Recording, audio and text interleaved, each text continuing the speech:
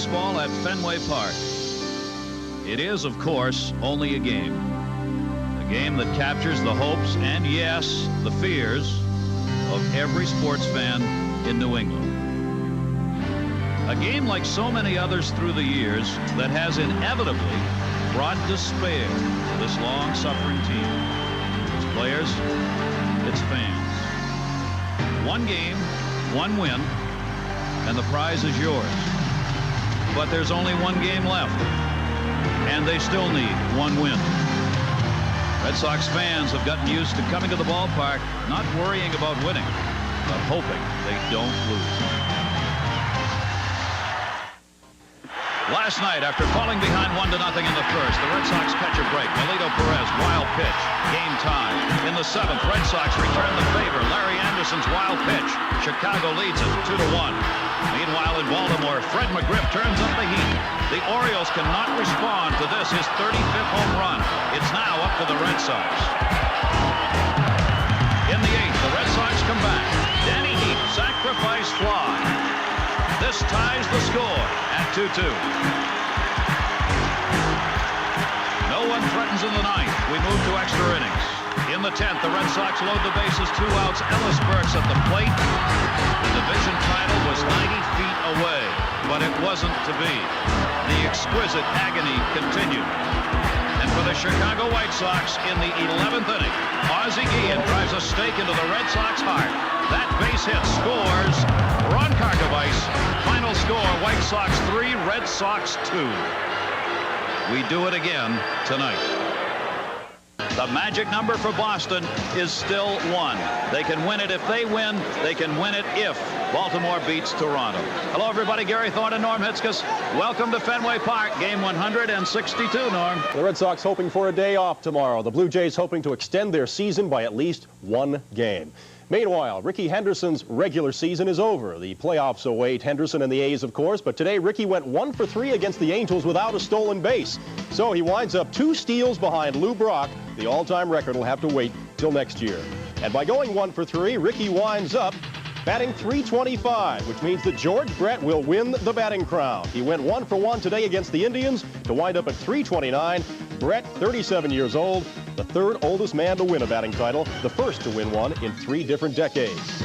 Meanwhile, the National League race is also over, and Willie McGee of the A's takes the title. Dave Magadan was lifted today in the Mets game after he went 0 for 1. Lenny Dykstra and Eddie Murray play tonight, but you see what they need to do. We will keep tabs on Cecil Fielder and his quest for 50 homers tonight as well. And, of course, the Blue Jays and Orioles updates. But coming up next, it's the Red Sox and White Sox live from Fenway. Mike Greenwell for the Red Sox in the bottom of the 2nd inning. 1 strike. Towards the wall. Calderon over. Greenwell, second base, has the double.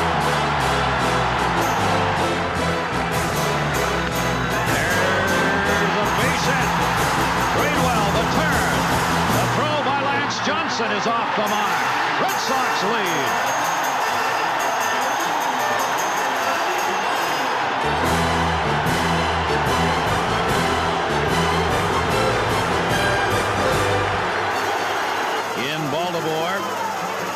It is still no score. 2nd inning. Toronto had an opportunity. They left a base runner on second base in their half of the 2nd. That game will not matter. If the Red Sox can win here, they win it for themselves. 1-1 count. Evans can get a lead of above 3 miles. I mean, there is no one holding him even close. And he goes the other way. Evans will make the turn at 3rd. It gets by Sosa. Verdansky turning second base. Relay throw to Scott Fletcher. He throws to 3rd. He's safe. 2-0 Boston.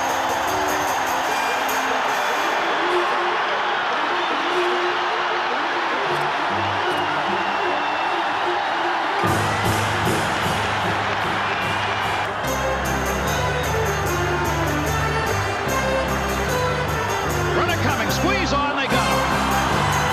Fisk in the rundown. They're going to blow it. Verdansky will score. Fletcher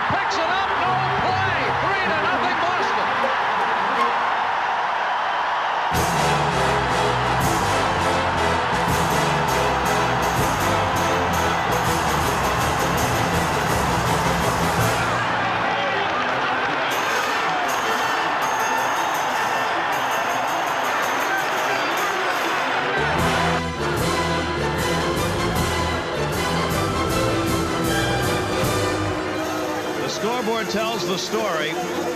3 more outs, and the Red Sox will have won the Eastern Division of the American League. Sammy Sosa's at second base. Rodney McRae, the pinch runner, at first. There are 2 down. Ozzie Guillen at the plate. The Red Sox lead it 3-1.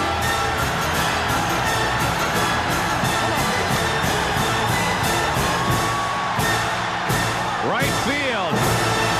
Bernanke. The Red Sox win! No, he dropped the ball! He dropped the ball! Wait a minute! Did he get the out? Yes, he did! Believe it, New England!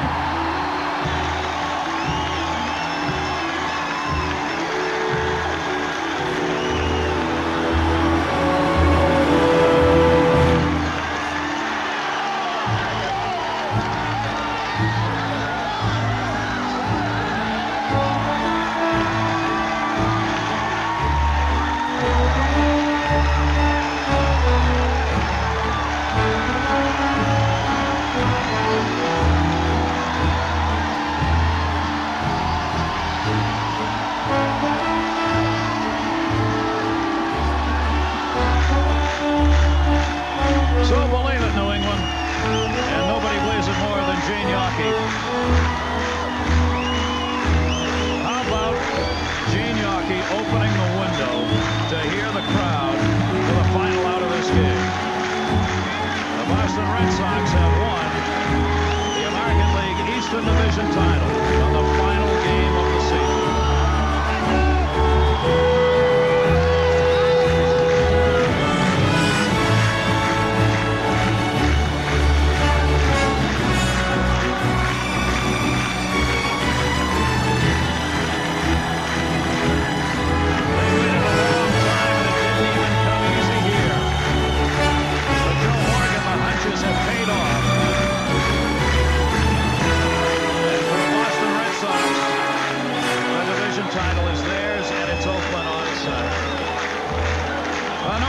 And all of our ESPN baseball crew, we have loved 1990. Thank you for being part of it. John? Thanks a lot, Gary. What a finish, and welcome to baseball tonight. John Saunders along with Bill Robinson. Bill, Dermot Merrill looked like he thought about reversing that call out in right field, but can you imagine trying to leave Boston or get out of town if he had reversed that call? As we mentioned at the start of the show, the Boston Red Sox enter the night trying to wrap up their 3rd American League East title in the last 5 years. The Red Sox, well, they say they've been cursed by Babe Ruth, but it didn't look like that tonight. Gene Yawkey looking on. I guess the Red Sox fans looking on as well. And the Bambino was there. Would the Bambino get rid of the curse? In the bottom of the 2nd, Red Sox would have made Babe Ruth proud. Joe Morgan's club jumped all over Alex Fernandez. Mike Greenwell on second base. Dewey Evans strokes the pitch for a single. Greenwell comes in to score. 1-0 Boston. Tom Brunansky then. What a week this man has had. Slices Fernandez pitch to right. The ball gets away from Sammy Sosa. Evans comes in to score. Bruno winds up on third base. 2-0 Boston. 2 batters later. The Red Sox go for the suicide squeeze, but Chicago was prepared, or were they? They do pitch out, and they have their man in a rundown. But Alex Fernandez throws the ball away. Really not his fault. Nobody to throw the ball here to. Ozzie Guillen walks out of the way, and the run comes in to score. 3-0 Boston. Mike Boddicker pitched well into the 4th. Tony Pena will give him a hand. Comes out of the crouch and guns down Lance Johnson at second. In the 6th, Chicago loads up the bases. Last night's hero, Ozzie Guillen, comes through again. Sends this single to the opposite field. Frank Thomas comes in. Mike Greenwell comes up throwing, and Dan Pasqua had no business coming home. He's a dead duck easily. 3-1 Boston in the 9th. See, Ozzie Guillen is obviously unhappy. He thought he should have had 2 runs batted in there. Chicago puts 2 on with 2 out. Reardon facing Guillen, rips the pitch. And who else but Tom Brunansky out to make the tremendous catch. The fans are on the field. Everyone's on the field. Some question as to whether or not he caught the ball. But you see him present it to the umpire. Boston wins it 3-1. Greenwell, 2 for 4 with a run score. Brunansky, 2 for 3 with an RBI. Mike Boddicker, 17th victory of this year. He is a former 20-game winner. The Boston Red Sox are headed to the ALCS. the Toronto Blue Jays trying to finish with pride at Baltimore, but it didn't work out that way. They will be 2 games behind the Boston Red Sox at the end. Mickey Tettleton facing Tom Henke. And Henke with the ball that looked like a split finger that didn't split because Tettleton got all of it, takes it out to right field, and that wins the game for the Baltimore Orioles. 3-2 is the final. Baltimore taking 2 of 3 from Toronto to knock them out of the race. The Jays will finish 2 behind the Boston Red Sox, who win for the 3rd time in the last 5 years. In Philadelphia, the Phillies and the Chicago Cubs. 4-3 is the final. The Cubs with the win here. Greg Maddux, an RBI single. Joe Girardi, RBI double. Curtis Wilkerson, 2 for 3 with 3 runs scored. For Philadelphia, Ricky Jordan, 2-run single. Wes Chamberlain was 2 for 4. In Pittsburgh, the Pirates and the Mets. This was a series that was supposed to mean something, but Frank Viola looking for number 20. What's that on his hat? Earl Strawberry having a few chuckles. Goes up to the mound, finally finds what's on top of his noggin there. Dave Magadan needed to go 5 for 5. Well, this is first at bat. Sits down after that. Jerry Royce is done, now retiring after this season. 1 career ends, another begins.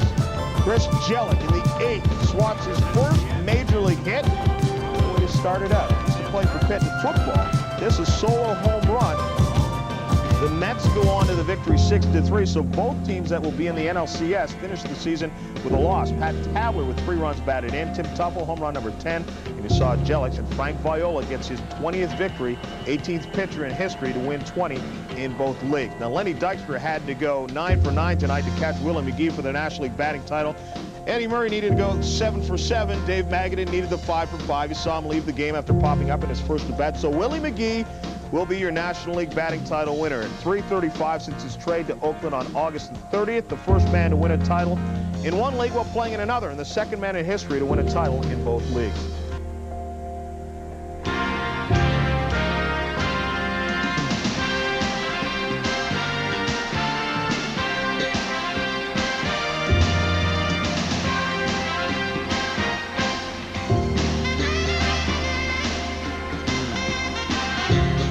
The Oakland A's early clinch of first place in the American League West allowed Ricky Henderson a chance to close in on some individual achievements. Henderson, a candidate for the Most Valuable Player Award, was also battling George Brett for the batting title and chasing Lou Brock atop the all-time stolen base list. This afternoon, facing the California Angels, Ricky needed just about a perfect day at the plate. Sends this one out to center field, reaches first on the single and goes to second on the error, but that was it for Ricky Henderson, who would not catch George Brett. His last trip to the plate, the forced play at second, 1 for 3 before leaving in the 4th inning. Ricky Henderson would not get a stolen base on the day either. Harold Baines with home run number 16, 3 hits, drove in 2 runs. Henderson, 1 for 3, finishes at 325. 2 short of Lou Brock to start next season. In Cleveland, George Brett and the Royals facing the Indians. Top of the 7th, George Brett hadn't been up for a while. He comes up and pinch hits, gets the single to right, 1 for 1, although he did not start. George Brett would have enough, though, to win the title. Kevin Seitzer. Congratulations for George Brett. The Indians win the game 5-2, but George Brett, what a tremendous comeback. He was hitting terribly before the All-Star break around 240. Joel Skinner, RBI single, 2 for 3. Chris James, RBI single, 2 for 4. Doug Jones, his 43rd save. Brett driving in a run and the 329 average. Brett becomes the first man to win a batting title in 3 different decades, edging out Henderson and Rafael Palmeiro, who needed a 10 for 10 night to catch George Brett. Not a likely factor at all. As I mentioned, George Brett is the first man to win batting titles in 3 different decades. The 10 years between 1980 and 1990, the longest ever between titles. He's also the 3rd oldest winner behind Ted Williams and Honus Wagner as you take another look at the National League totals as well. Brett averaged just over 2 at-bats per game during the Royals' last 13 games. Now, Bill Robinson, a lot of people have criticized George Brett for sitting down a little bit, letting the pack come back to him. You happen to feel if the rules allow you to do it, not, why not? And I definitely agree. The adage, you don't get old by being a fool. Certainly George Brett didn't change the rules, or he didn't do anything to alter the rules. Look at the way that Willie McGee won the National League Championship. I think that George qualified. He had enough at-bats. After all, he did have 543 at-bats. He had 178 hits, and he had 45 doubles. And at age 37, let's face it, George Brett did not get a lot of leg hits. You know, as the ball players would say, George Brett hit a hard 328. And I think that Ricky Henderson, in his time, if he continues to play with the aggressiveness that he's played, Rickey Henderson's time will come too. But I agree, George Brett, that is an honor that they'll never take away from you. 3 decades to win the batting championship. Congratulations, George. I think Rickey Henderson even would send out the congratulations. He was, remember when Nolan Ryan struck him out for number 5,000, he actually said he was happy to be the 5,000th.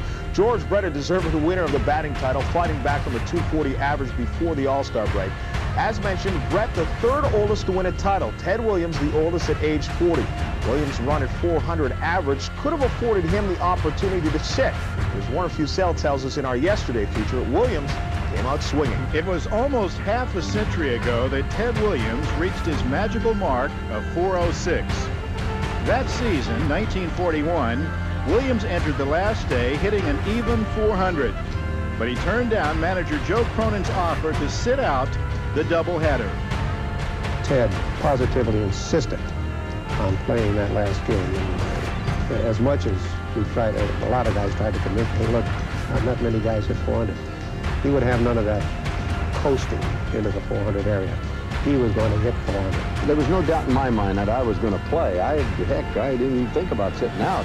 And that first game, I think I got 3 for 4. And as things turned out, you know, boom, I got 3 more hits. So it was a great day for me.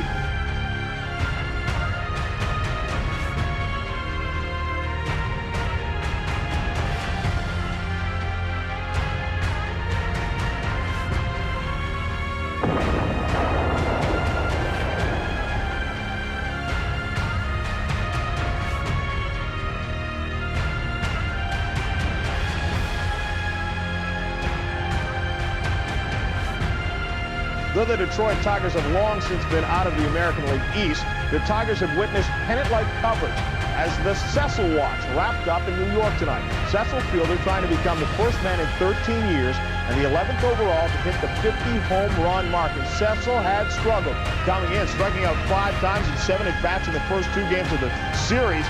And Cecil would walk, he would grind out, and then he would whopper this one into the upper deck. Cecil Fielder in his 3rd at-bat tonight hits home run number 50. First player since George Foster in '77.